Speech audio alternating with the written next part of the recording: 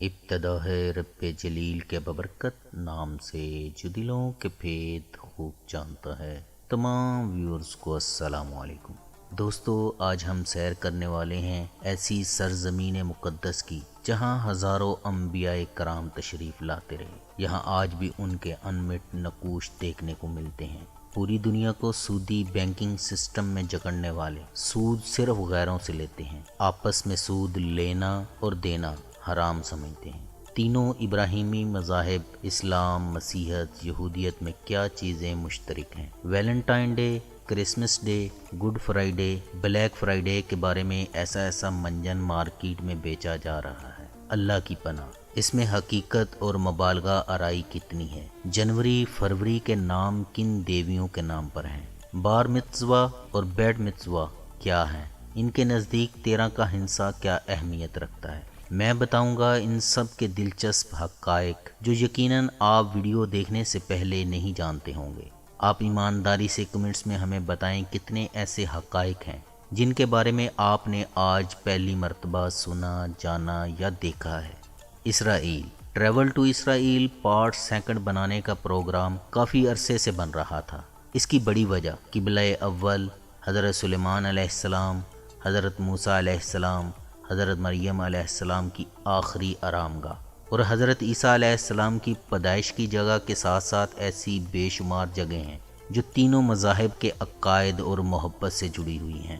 اسرائیل ایسا کنٹری ہے جس کے بارے میں ہمارے ہاں بہت کم معلومات پائی جاتی ہیں۔ کئی بے وقوف گالیاں دینے سے پہلے یہ بھی نہیں سوچتے اسرائیل پیارے پیغمبر کا نام ہے۔ یاد رہے، اسرائیل میں ہفتے کے دن چھٹی ہوتی ہے، تمام کاروبار زندگی بند ہوتے ہیں، یہاں تک کہ ہفتے کے دن ATM تک بند ہوتی ہیں۔ پورے اسرائیل میں صرف ایک ATM مشین کام کرتی ہے، اسے کوشر یعنی حلال ATM کہتے ہیں، جس سے آپ صرف اپنے حلال کمائی سے پیسے نکال سکتے ہیں۔ دوستو، بائی ایئر جانے پر آپ کو پہلے تل ابیب جانا پڑتا ہے۔ اس کا پہلا نام جفا ہے اور جفا سمندر وہی جگہ ہے جہاں یونس علیہ السلام 3 دن تک مچھلی کے پیٹ میں زندہ رہے تھے۔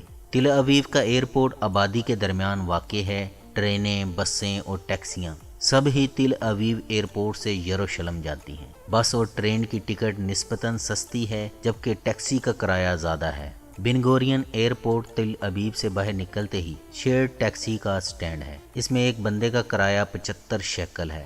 دوستو، آپ کے علم میں لاتا چلوں تل ابیب کا نام کہاں سے آیا ہے۔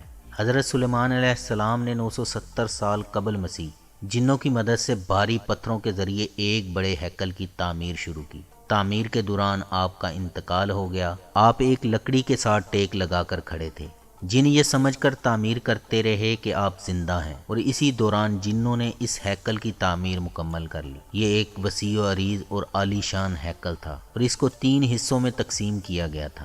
بیرونی حصے میں عام لوگ عبادت کیا کرتے تھے، درمیان والے حصے میں انبیاء کی اولاد علماء عبادت کیا کرتے تھے، جبکہ آخری اندرونی حصے میں تابوت سکینہ رکھا گیا تھا، اور اس حصے میں سب سے بڑے عالم کے علاوہ کسی اور کو اندر جانے کی اجازت نہیں تھی۔ 586 قبل مسیح میں بابل عراق کے بادشاہ بخت نصر نے ہیکل کو تباہ کر دیا، 2 لاکھ غلام بنا لیے اور تابوت سکینہ اٹھا کر لے گیا، اور شہر کے باہر ایک بستی تعمیر کی جس میں ان غلاموں کو رکھا گیا، اور اس بستی کا نام تل ابیب رکھا گیا۔ تابوت سکینہ اللہ تعالیٰ کی طرف سے اسے کسی محفوظ مقام پر منتقل کر دیا گیا جس کے بارے میں اللہ ہی بہتر جانتا ہے۔ پولینڈ کے ایک یہودی نے سلطنت عثمانیہ کے آخری حکمران کو مستقبل کے ایک جدید شہر تل ابیب تعمیر کرنے کے خواب دکھائے، پھر وہ ملک پر قبضہ کر بیٹھے۔ یروشلم کو پیغمبروں اور نبیوں کی سرزمین بھی کہا جاتا ہے، اور اللہ جانے کس کس جگہ ان عظیم ہستیوں کے پاؤں لگے ہوں۔ یروشلم کی آبادی یہودی 61%، مسلمان 35% اور 2% آبادی عیسائیوں پر مشتمل ہے۔ حضرت میمونہ پوچھتی ہیں، اللہ کے پیغمبر یروشلم کے بارے میں بتائیں۔ آپ صلی اللہ علیہ وسلم فرماتے ہیں، یہ زمین سب کے اکٹھا ہونے اور دوبارہ جی اٹھنے والی جگہ ہے، اس کے اندر جاؤ اور نماز پڑھو، یہاں ایک نماز دوسری جگہوں کی 1000 نمازوں کے برابر ہے۔ جروسلم دنیا کا واحد شہر ہے جسے مسلمان، عیسائی اور یہودی مقدس مانتے ہیں۔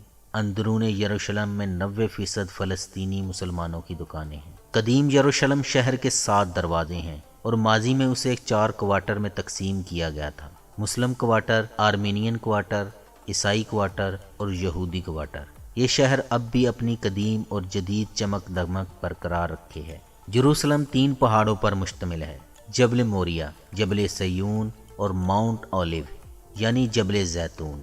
یہ وہ پہاڑ ہے جو یروشلم شہر کو صحرائے یہودا سے الگ کرتا ہے۔ چھوٹی چھوٹی پہاڑیوں پر آباد جبل زیتون مسجد اقصی سے اونچائی پر نظر آتا ہے۔ یروشلم شہر کے خوبصورت نظارے کے لیے یہ جگہ بہترین ہے۔ مین روڈ سے ٹویوٹا ہائی ایس ویگنیں 5 شیکل میں ماؤنٹ اولیو کی طرف جاتی ہیں۔ سٹاپ پر اترتے ہی سلمان فارسی مسجد ہے۔ کہتے ہیں کہ حضرت سلمان فارسی یہاں رہتے تھے۔ حضرت عیسیٰ علیہ السلام کی زندگی کے کئی واقعات ماؤنٹ اولیو پر وقوع پذیر ہوئے تھے۔ آپ نے تبلیغ کا عمل یہیں سے شروع کیا۔ Room of the last super یہ وہ کمرہ ہے جہاں حضرت عیسیٰ علیہ السلام نے اپنے حواریوں کے ساتھ جمعرات کی رات قیام کیا تھا اور رات کا آخری کھانا کھایا تھا۔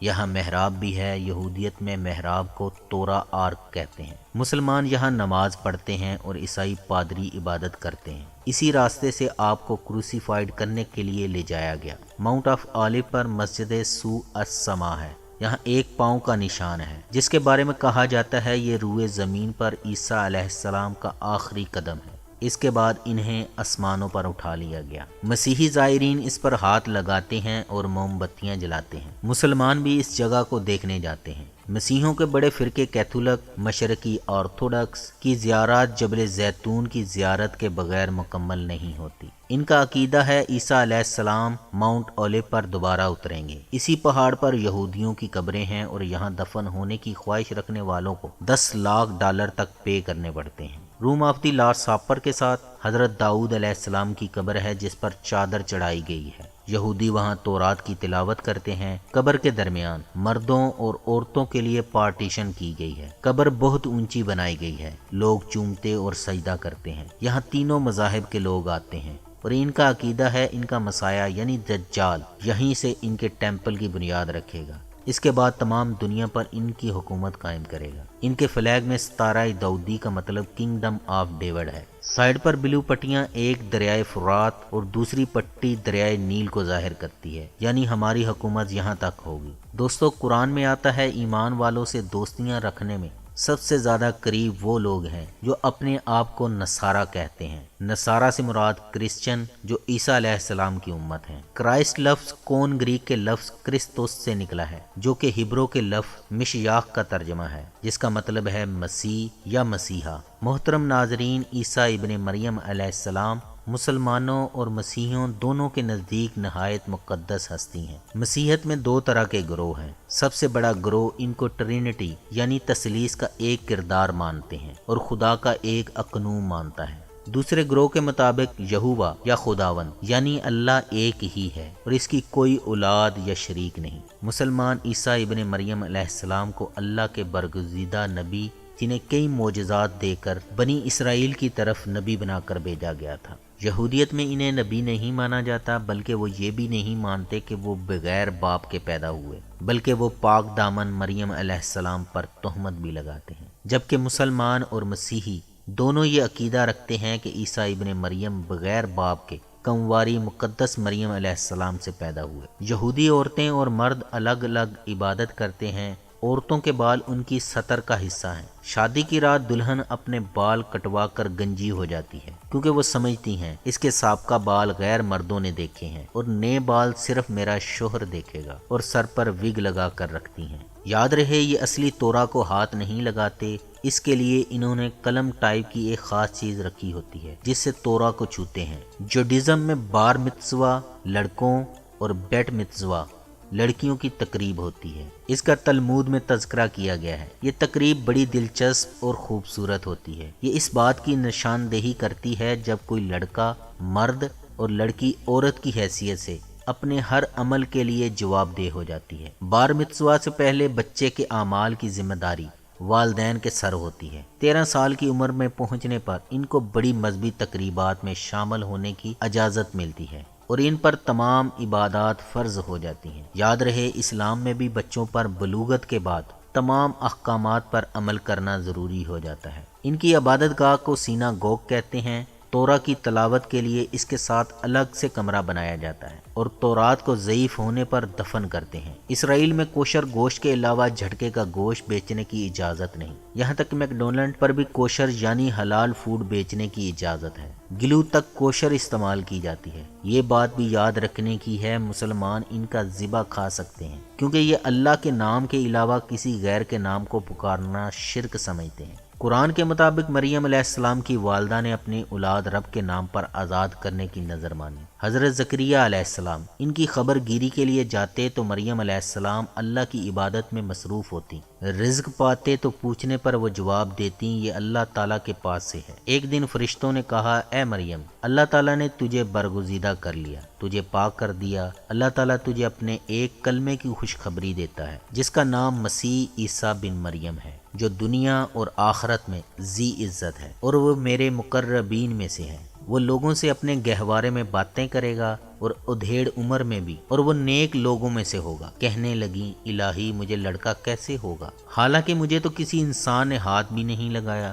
فرشتے نے کہا اسی طرح اللہ جو چاہے پیدا کرتا ہے، جب کبھی وہ کسی کام کو کرنا چاہتا ہے تو صرف یہ کہہ دیتا ہے کہ کن یعنی ہو جا، تو وہ ہو جاتا ہے۔ بس وہ امید سے ہو گئیں، ایک دور کی جگہ چلی گئیں۔ پھر درد ذہ ایک کھجور کے تنے کے نیچے لے آیا، بولی کاش میں اس سے پہلے ہی مر گئی ہوتی، لوگوں کی یاد سے بھی بھولی بسری ہو جاتی۔ اتنے میں اسے نیچے سے آواز دی کیا زردہ خاطر نہ ہو، تیرے رب نے تیرے پاؤں تلے ایک چشمہ جاری کر دیا ہے، اور اس کھجور کے تنے کو اپنی طرف ہلا، یہ تیرے سامنے تر و تازہ پکی کھجوریں گرا دے گا۔ اب چین سے کھا پی اور آنکھیں ٹھنڈی رکھ۔ اگر تجھے کوئی انسان نظر پڑ جائے تو کہہ دینا کہ میں نے رحمان کے نام کا روزہ رکھا ہے، میں آج کسی شخص سے بات نہ کروں گی۔ اب حضرت عیسیٰ علیہ السلام کو لیے ہوئے وہ اپنی قوم کے پاس آئیں۔ سب کہنے لگے مریم تو نے بڑی بری حرکت کی۔ مریم نے اپنے بچے کی طرف اشارہ کیا۔ سب کہنے لگے کہ لو بھلا ہم گود کے بچے سے باتیں کیسے کریں۔ قال انی عبد اللہ، بچہ بول اٹھا، یعنی عیسیٰ علیہ السلام کہ میں اللہ تعالیٰ کا بندہ ہوں، اس نے مجھے کتاب عطا فرمائی اور مجھے اپنا پیغمبر بنایا، اور اس نے مجھے بابرکت کیا ہے، جہاں بھی میں ہوں اس نے مجھے نماز اور زکوٰۃ کا حکم دیا ہے، جب تک بھی میں زندہ رہوں، اور اس نے مجھے اپنی والدہ کا خدمت گزار بنایا ہے، اور مجھے سرکش اور بدبخت نہیں کیا، اور مجھ پر میری پیدائش کے دن اور میری موت کے دن اور جس دن کہ میں دوبارہ زندہ کھڑا کیا جاؤں گا سلام ہی سلام ہے۔ یہ ہے صحیح واقعہ عیسیٰ بن مریم علیہ السلام کا۔ یہی ہے وہ حق بات جس میں لوگ شک و شبہ میں مبتلا ہیں۔ اللہ تعالیٰ کے لیے اولاد کا ہونا لائق نہیں، وہ تو بالکل پاک ذات ہے۔ وہ تو جب کسی کام کے سر انجام دینے کا ارادہ کرتا ہے تو اسے کہہ دیتا ہے کہ ہو جا، وہ اسی وقت ہو جاتا ہے۔ حضرت عیسیٰ علیہ السلام کی ولادت کی مثال حضرت آدم علیہ السلام کے جیسی ہے۔ محترم ناظرین، آپ کو بتاتا چلوں اسرائیل کے پاس ایسے کیمرے بھی ہیں جو گولی میں فٹ ہو جاتے ہیں۔ اسرائیل میں ہر سال ہزاروں خط رب کے نام پر لکھ کر بھیجے جاتے ہیں۔ دنیا کے 5% پودے اسرائیل میں پیدا ہوتے ہیں۔ دنیا میں سب سے زیادہ کینسر کے مریضوں کا علاج اسرائیل میں ہوتا ہے۔ دنیا کی سب سے پرانی تانبے کی کان اسرائیل میں ہے۔ یاد رہے مسیحی سمجھتے ہیں شاید یہودی عیسیٰ علیہ السلام کو اپنا مسیحا سمجھتے ہیں، تو ایسا بالکل بھی نہیں ہے، کیونکہ یہ پہلے بھی عیسیٰ علیہ السلام پر ایمان نہیں لے کر آئے تھے، تو اب کیسے ان پر ایمان لے کر آئیں گے؟ بلکہ یہ دجال کو اپنا مسیحا مانتے ہیں جو ایک آنکھ والا ہوگا۔ عیسیٰ علیہ السلام کا ظہور قرب قیامت شام کی جامع مسجد میں ہوگا۔ دوستو یاد رہے اسرائیل میں لیز پر اپارٹمنٹ لیتے ہوئے یہ شرط رکھی جاتی ہے جب ان کا مسیح یعنی دجال آئے گا تو آپ کی لیز ختم ہو جائے گی، آپ کو اپنی ٹنڈ پھوڑی اٹھا کر جانا ہوگا۔ اسرائیل میں اندھوں اور بہروں کے لیے بھی تھیٹر ہے۔ یہودی مردے کو غسل 3 بار دیتے ہیں، پہلے دائیں طرف بعد میں بائیں طرف۔ بڑے ہوئے ناخن، نیل پالش اور جولری اتار دیتے ہیں۔ سفید کلر کا کفن پہنایا جاتا ہے، سر پر سکارف، آنکھوں اور منہ پر کچے برتنوں کے ٹکڑے رکھے جاتے ہیں۔ جنازہ کے لیے ربی بیٹے کی شرٹ کاٹ کر جنازہ کی اجازت لیتا ہے۔ دفن کرنے کے بعد مٹی ڈالتے جاتے ہیں، پھر دعا کی جاتی ہے، آخر میں سب آمین کہتے ہیں اور لواحقین کو کہتے جاتے ہیں رب تجھے صبر جمیل عطا فرمائے۔ بعد میں قبروں کو پختہ کر دیا جاتا ہے۔ دوستو ونڈوز کے زیادہ تر آپریٹنگ سسٹم مائکروسافٹ اسرائیل نے بنائے ہیں۔ انٹیل کی تمام چپ اسرائیل میں بنائی گئی ہیں۔ ملک کے 70% گھر سولر انرجی استعمال کرتے ہیں۔ مسیحیت میں اتنے فرقے ہیں کہ سن کر سر چکرا جاتا ہے۔ کیتھولک، پروٹسٹنٹ، آرتھوڈکس، یہوہ کے گواہ بڑے فرقے ہیں۔ مسیحیت کا سب سے بڑا فرقہ رومن کیتھولک ہے۔ ان کے فالوور کی تعداد 1.3 ارب ہے۔ اس کے سب سے بڑے پادری کو پوپ کہتے ہیں، جو خود مختار ریاست ویٹیکن سٹی کا سربراہ ہوتا ہے۔ راہب اور نن مسیحیت کے متولی پیروکار ہیں۔ دوسرا بڑا فرقہ آرتھوڈاکس ہے۔ ان کی تعداد 30 کروڑ سے زائد ہے۔ یہ پوپ کے اختیارات کو نہیں مانتے۔ اس کے بعد آتے ہیں پروٹیسٹنٹ، جو یہودیوں کے سب سے بڑے اعلی کار ہیں۔ یہوہ کے گواہ دیگر مسیحی فرقوں کے عقائد کو نہیں مانتے۔ ان کے عقائد کے مطابق یہوہ یعنی اللہ ایک ہی ہے۔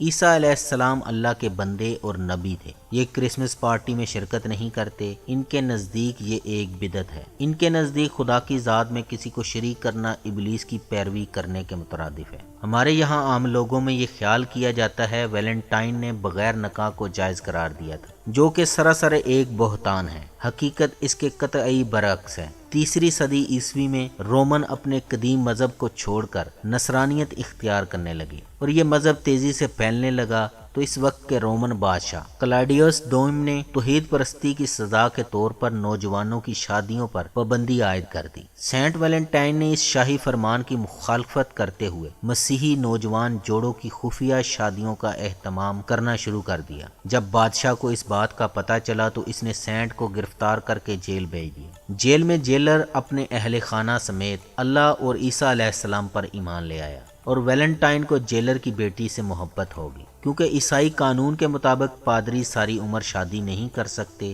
اس لیے ان کی شادی نہ ہو سکی۔ اس کے بعد سینٹ ویلنٹائن کو پکڑ کر رومی بادشاہ کے دربار میں پیش کیا گیا۔ اس نے اصنام پرستی سے انکار کر دیا اور بادشاہ کو عیسیٰ علیہ السلام پر ایمان لانے کی دعوت دی۔ اس پر بادشاہ نے سینٹ ویلنٹائن کو موت کے گھاٹ اتار دیا۔ جہاں تک موجودہ ویلنٹائن ڈے کی کہانیوں کو اس نیک بزرگ سے جوڑنے کا تعلق ہے تو یہ 14ویں صدی میں جوڑی گئی، اور یوں ویلنٹائن ڈے وہ کمرشل تہوار بنتا چلا گیا جو آج ہمیں نظر آ رہا ہے۔ مسجد ماروانی میں حضرت مریم علیہ السلام کے اعتکاف کی جگہ بھی موجود ہے۔ اسرائیل کا چیف ربی نائٹ 2 چیف ربیوں پر مشتمل ہے، ایک اشکنازی ربی اور ایک سپادری ربی، جو 10 سال کی مدت کے لیے منتخب ہوتا ہے۔ یہودی عقیدے کے مطابق صرف ایک یہوہ ہے اور یہ اللہ کو یہوہ کے نام سے پکارتے ہیں۔ یہ دن میں 3 مرتبہ عبادت کرتے ہیں، صبح، سہ پہر، شام ڈلے، اور یہ مسلمانوں کی طرح ختنہ کرواتے ہیں اور اسے برٹ ملا کہا جاتا ہے۔ یہ لڑکے کی پیدائش کے 8 دن بعد انجام دی جاتی ہے۔ ان کے ہاں گناہ کو زندگی کا حصہ مانا جاتا ہے اور توبہ کا دروازہ ہمیشہ کھلا رہتا ہے۔ یہ جنت کو گان ایڈن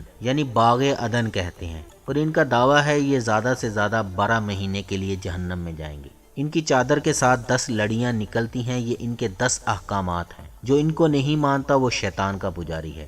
اللہ کے علاوہ کسی کو رب نہ بناؤ، بت پرستی نہ کرو، اللہ کی تسبیح بیان کرو، سبات کے دن چھٹی کرو، اپنے والدین کی خدمت کرو، قتل نہ کرو، زنا نہ کرو، چوری نہ کرو، اپنے ہمسائے کے خلاف جھوٹی گواہی نہ دو، اپنے ہمسائے کے گھر، بیوی، بچوں، ملازموں پر بری نظر نہ رکھو۔ مسلمانوں کے لیے جمعہ، یہودیوں کے لیے ہفتہ، مسیحیوں کے لیے اتوار مقدس دن ہے۔ یہودی یوم سبات کا غسل کرتے ہیں جسے کپتو کہتے ہیں۔ ان کا غسل 7 مرتبہ پانی میں بیٹھنا اٹھنا ہے۔ مسلمانوں کے لیے جمعہ کے دن غسل کرنا فرض ہے۔ مسیحی لوگ مذہب میں داخلے کے لیے بیپتزم کا عقیدہ رکھتے ہیں۔ یہ یونانی زبان کا لفظ ہے جس کے معنی غسل کے ہیں۔ اس رسم کے ذریعے نو مولود یا غیر مسیحی کو مسیحیت میں داخل کیا جاتا ہے۔ اسرائیل اور جارڈن کے بارڈر پر دریائے اردن پر ایسی جگہ ہے جہاں حضرت عیسیٰ علیہ السلام کو حضرت یحییٰ علیہ السلام نے بیپٹائز کیا تھا۔ مسیحی زائرین یہاں آج بھی بپتسمہ لیتے ہیں۔ یہی وہ جگہ ہے جہاں یوشع بن نون نے جبارین کو شکست دی اور یہیں پر رومیوں نے ایرانیوں کو شکست دی تھی۔ مسیحی بھی جنت دوزخ پر یقین رکھتے ہیں۔ ان کا عقیدہ ہے اللہ نے پہلے دن روشنی، دوسرے دن ہوا، تیسرے دن زمین اور پودے، چوتھے دن سورج، چاند اور ستارے، 5ویں دن پرندے اور آبی حیات، 6ٹھے دن انسانوں اور جانوروں کو پیدا کیا، 7ویں دن کو چھٹی کا دن بنایا۔ ہر سال بائبل کی 10 کروڑ کاپیاں بکتی ہیں۔ یروشلم میں حضرت مریم علیہ السلام کی قبر بھی ہے۔ اسے ڈورمیشن امے کہا جاتا ہے، یعنی مریم یہاں سو رہی ہیں۔ یہ چھوٹی سی غار جیسی جگہ ہے جس پر قبر اور شیشہ لگا ہے۔ لوگ ہمارے ہاں درباروں کی طرح پیسے بھی گراتے ہیں اور دعائیں کرتے ہیں۔ یاد رہے حضرت مریم علیہ السلام بھی یہودی قبیلے سے تعلق رکھتی تھی۔ حضرت عیسیٰ علیہ السلام کو بھی بنی اسرائیل کی ہدایت کے لیے معجزات دے کر بھیجا گیا تھا۔ اس کا ذکر قرآن میں کچھ اس طرح سے آتا ہے، میں تمہارے پاس تمہارے رب کی نشانی لایا ہوں۔ میں تمہارے لیے پرندے کی شکل کی طرح مٹی کا پرندہ بناتا ہوں، پھر اس میں پھونک مارتا ہوں تو وہ اللہ تعالیٰ کے حکم سے پرندہ بن جاتا ہے، اور اللہ تعالیٰ کے حکم سے میں مادرزاد اندھے کو، کوڑی کو اچھا کر دیتا ہوں، مردوں کو زندہ کرتا ہوں، اور جو کچھ تم کھاؤ اور جو اپنے گھروں میں ذخیرہ کرو میں تمہیں بتا دیتا ہوں۔ اس میں تمہارے لیے بڑی نشانی ہے اگر تم ایمان لانے والے ہو، اور میں تورات کی تصدیق کرنے والا ہوں جو میرے سامنے ہے، اور میں اس لیے آیا ہوں کہ تم پر بعض وہ چیزیں حلال کروں جو تم پر حرام کر دی گئی ہیں، اور میں تمہارے پاس تمہارے رب کی نشانی لایا ہوں، اس لیے تم اللہ تعالیٰ سے ڈرو اور میری فرما برداری کرو۔ یقین مانو میرا اور تمہارا رب اللہ ہی ہے، تم سب اسی کی عبادت کرو، یہی سیدھی راہ ہے۔ یہودیوں نے ان پر رب کی توہین کا الزام لگا کر مصلوب کروانے کی سازش کر ڈالی۔ حضرت عیسیٰ علیہ السلام کی زبان آرامک تھی۔ مسجد ابراہیم میں حضرت ابراہیم، حضرت سارہ، حضرت یعقوب، حضرت اسحاق، حضرت سلیمان کی قبریں ہیں۔ گڈ فرائیڈے مسیحیوں کے نزدیک جمعہ کے دن عیسیٰ علیہ السلام کو مصلوب کرنے کے لیے لے جایا گیا۔ یہ لوگ اس غم کے دن کو گڈ فرائیڈے کیوں کہتے ہیں؟ ان کا عقیدہ ہے عیسیٰ علیہ السلام کو اس دن جو تکلیف برداشت کرنی پڑی، اس کی وجہ سے سب مسیحیوں کے گناہوں کا کفارہ ادا ہو گیا، اور آج بھی مسیحی اس راستے سے علامتی صلیب اٹھا کر گزرتے ہیں۔ اس کو ویا ڈولوروسا یعنی دکھوں کا راستہ کے نام سے جانا جاتا ہے، اور چرچ آف دی ہولی سپلچر پر اس کا اختتام ہوتا ہے۔ گڈ فرائیڈے کے دن مسیحی روزہ رکھتے ہیں۔ ان پر 40 روزے فرض کیے گئے تھے جو ایک شام سے دوسری شام تک ہوتا تھا۔ یاد رہے یہ آج روزے کی حالت میں بھی کچی سبزیاں، پھل اور جوس پی سکتے ہیں۔ اس دن کیا کام نہیں کرتے؟ کپڑے بننا، سلائی کرنا، زراعت کا کام کرنا، گرجا گھروں میں گھنٹیاں بجانا، قبرستان میں صفائی کرنا گناہ سمجھا جاتا ہے۔ امکان ظاہر کیا جاتا ہے کہ عیسیٰ علیہ السلام بہت زیادہ سفید یا ان کے لمبے لمبے بال نہیں تھے۔ ایسٹر کیا ہے؟ مسیحی یہ عقیدہ رکھتے ہیں حضرت عیسیٰ علیہ السلام مصلوب کیے جانے کے بعد اتوار کے دن دوبارہ جی اٹھے تھے، انہیں آسمانوں پر اٹھا لیا گیا تھا، اس لیے یہ گڈ فرائیڈے کے بعد اتوار کے دن کو ایسٹر کا تہوار مناتے ہیں۔ عقیدت مند ایسٹر کیک بناتے ہیں اور انڈے پینٹ کرتے ہیں۔ ان کے نزدیک 6 گناہوں کو اللہ معاف نہیں کرے گا: مایوسی، بدگمانی، حسد، قیاس، بھلائی کے کاموں میں رکاوٹ ڈالنا، جانتے ہوئے حق کو چھپانا۔ بلیک فرائیڈے کیا ہے؟ دنیا بھر کے مسیحی ممالک میں نومبر کے آخری جمعہ کو سال کی سب سے بڑی لوٹ سیل لگتی ہے۔ اسے بلیک فرائیڈے کہا جاتا ہے کیونکہ جمعہ کی رات کو ہی جناب عیسیٰ علیہ السلام کو پکڑ کر مصلوب کرنے کے لیے لے جایا گیا تھا۔ اس لیے مسیحی لوگ کرسمس کی خوشی سے پہلے اپنے سال بھر کی کمائی کو لوٹاتے ہیں، اور اسے سیل کا نام دیا گیا تاکہ کسی کو احساس نہ ہو کہ وہ ڈونیشن لے رہا ہے۔ یہی وجہ ہے کئی سٹور پہلے صارفین کو چیزیں مفت دیتے ہیں اور 90% تک قیمتیں گرا دیتے ہیں تاکہ کمزور لوگ بھی کرسمس سیلیبریشن میں شامل ہو سکیں۔ کرسمس ہے کیا؟ کرسمس چونکہ عیسائیوں کا دن ہے، اس لیے سب سے پہلے یہ ضروری ہے کہ کرسمس ڈے کا معنی بتایا جائے تاکہ آپ کو پتہ چلے یہ کیا ہے۔ کرسمس ڈے 3 الفاظ کا مرکب ہے: کرائسٹ جس کا معنی ہے مسیح، ماس جس کا معنی ہے اجتماع اور اکٹھا ہونا، ڈے جس کا معنی ہے دن، یعنی وہ دن جس میں مسیح کے لیے اکٹھا ہوا جائے۔ تاریخ پر نظر ڈالیں تو پتہ چلتا ہے تقریباً 4 صدی میں یہ لفظ استعمال ہونا شروع ہوا۔ یہ دن عیسیٰ علیہ السلام کی ولادت کا دن نہیں ہے۔ بائبل، عہد نامہ جدید اور چاروں انجیلوں میں سوائے چند اشارات کے عیسیٰ علیہ السلام کی ولادت کا صراحتاً بالکل بھی ذکر نہیں ہے۔ انجیل میں یہ لکھا ہے جس دن عیسیٰ علیہ السلام کی ولادت ہوئی تھی چرواہے رات کو میدان میں رہ کر اپنے گلہ کی نگہبانی کر رہے تھے۔ بیت الحم میں اکثر دسمبر میں برف پڑتی ہے، البتہ گرمیوں کے مہینے میں وہ رات باہر ہی گزارتے تھے۔ عیسیٰ علیہ السلام کی تاریخ پیدائش کے اختلاف کا اندازہ اس بات سے ہوتا ہے کہ رومن کیتھولک اور پروٹسٹنٹ 25 دسمبر کو، مشرقی آرتھوڈاکس کلیسا 6 جنوری کو اور آرمینی کلیسا 19 جنوری کو کرسمس مناتا ہے۔ عیسیٰ علیہ السلام سے 5 صدیاں قبل 25 دسمبر مقدس سمجھی جاتی تھی، چنانچہ ڈائیونس نامی نجومی راہب نے رومی اقوام میں عیسائیت کو مقبول بنانے کے لیے حضرت عیسیٰ علیہ السلام کی تاریخ ولادت 25 دسمبر مقرر کر دی۔ سورۃ مریم پڑھنے سے معلوم ہوتا ہے حضرت عیسیٰ علیہ السلام کس موسم میں پیدا ہوئے۔ پھر درد ذہ